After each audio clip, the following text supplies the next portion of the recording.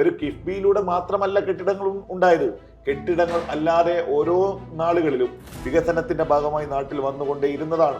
അതിന്റെ തുടർച്ചയാണ് ഉമ്മൻചാണ്ടി എന്ന് പറയുന്ന ഒരു ഭരണാധികാരി ഉണ്ടാക്കിയത്. ഞാൻ പറയുന്നു ഈ കോളേജിലെ ഇൻഫ്രാസ്ട്രക്ചറുമായി ബന്ധപ്പെട്ട സ്കൂളുകളുടെ ബിൽഡിങ്ങുകളുടെ കാര്യം.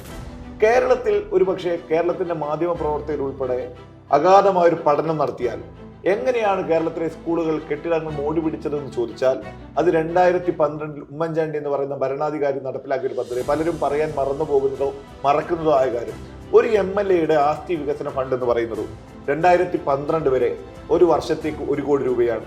എന്നാൽ 2012 മുതൽ ഒരു വർഷത്തേക്ക് 5 കോടി രൂപ പൊതുഫണ്ടും SC ഫണ്ടും ഉൾപ്പെടെ ഒരു 6 കോടി രൂപയുടെ ഫണ്ട് വിഹിതം ഒരു MLAക്ക് തന്റെ മണ്ഡലത്തിൽ ചെലവഴിക്കാൻ കഴിയുന്ന തീരുമാനം ശ്രീ ഉമ്മൻചാണ്ടി എടുത്തു. ഇന്നത്തെ പോലെ എല്ലായിടങ്ങളിലും രാഷ്ട്രീയ വേർതിരിവോടെ വികസനം നടപ്പിലാക്കണമെന്നുള്ള ഭരണകൂടത്തിന്റെ തീരുമാനമായിരുന്നെങ്കിൽ ഒരു വർഷക്കാലത്തേക്ക് ഏതാണ്ട് 5 കോടി രൂപ വെച്ച് 140 മണ്ഡലങ്ങളിലേക്ക് കൊടുക്കുന്നതിന് പകരം 2-3 പദ്ധതികൾ പ്രഖ്യാപിച്ചാൽ മതിയായിരുന്നു ഉമ്മൻചാണ്ടിക്ക്. പക്ഷെ അതല്ലല്ലോ അദ്ദേഹം ചെയ്തത്. ഈ നാട്ടിൽ എല്ലായിടങ്ങളിലും MLA ഫണ്ടിലൂടെ നാടിന്റെ അടിസ്ഥാന വികസനം സാധ്യമാകണം. അതിനുവേണ്ടി 6 കോടിയാകുന്നു, 1 കോടിയിൽ നിന്ന് 6 കോടി. അപ്പൊ എന്തായി?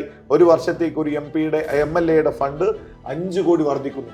ആ 5 കോടിയിൽ നിന്ന് നാട്ടിൽ ഫുട്പാത്തുകൾ വരുന്നു, കുടിവെള്ള പദ്ധതികൾ വരുന്നു, സ്കൂൾ കെട്ടിടങ്ങൾ വരുന്നു, സ്കൂളുകളിൽ കമ്പ്യൂട്ടർ ലാബുകൾ വരുന്നു, സ്കൂളുകളിൽ സ്കൂൾ ബസ് വരുന്നു. നമ്മുടെ പൊതുവിദ്യാഭ്യാസം അങ്ങനെയല്ലേ ശക്തിപ്പെട്ടത്?